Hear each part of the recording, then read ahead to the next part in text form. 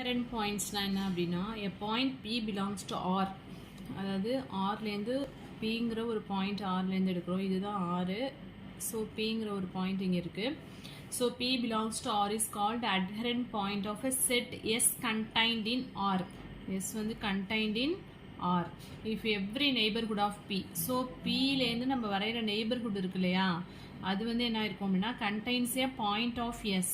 So எஸ்ல உள்ள பாயிண்ட்ஸை வந்து என்ன பண்ணியிருக்கோம் அப்படின்னு சொன்னாக்க இந்த நெய்பர்ஹுட் ஆஃப் P வந்து என்ன பண்ணியிருக்கோம் அப்படின்னு சொன்னாக்க கண்டெயின் பண்ணி வச்சுருக்கோம். ஓகே, என்னங்கிறது என்ன அப்படின்னா நெய்பர்ஹுட் ஆஃப் P.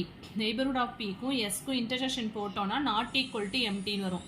ஸோ அது ரெண்டுக்கும் காமனாக எலமெண்ட்ஸ் வந்து இருக்கும், அதை தான் சொல்ல வராங்க. Every point of S is an adherent point of S. So எஸ்ல உள்ள எல்லா பாயிண்ட்டுமே வந்து எஸ்ஸோட அட்ஹரண்ட் பாயிண்டாக இருக்கும். Every limit point of S is an adherent point of S. And adherent point of S need not be a limit point of S.